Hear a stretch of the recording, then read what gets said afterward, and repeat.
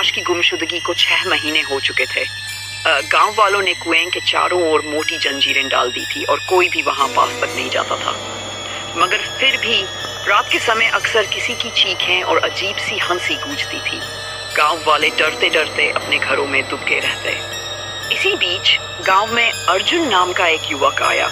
वह आकाश का बचपन का दोस्त था और शहर में पढ़ाई करने चला गया था। जब उसे आकाश की मौत की खबर मिली तो उसने यकीन नहीं किया। उसने तय किया कि वह सच्चाई पता लगाएगा। अर्जुन की जांच। अर्जुन ने सबसे पहले गांव के बुजुर्ग से बात की।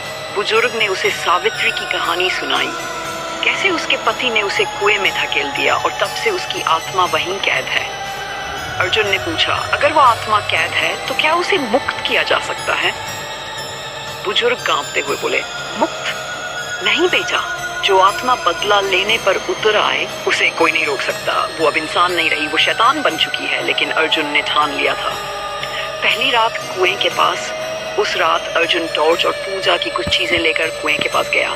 जंजीरें अब भी लगी थी, लेकिन भीतर से आवाज आ रही थी, अर्जुन तुम आ गए, आकाश तुम्हारा इंतजार कर रहा है।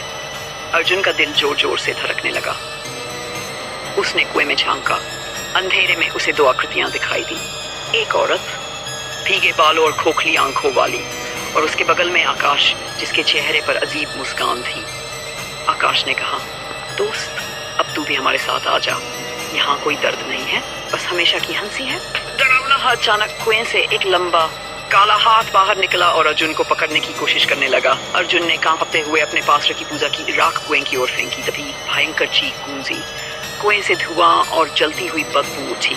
सावित्री की आवाज कांपी, तू मुझे रोक नहीं पाएगा। मैं इस गांव को कभी नहीं छोड़ूंगी। अब मैं तुझे भी ले जाऊंगी।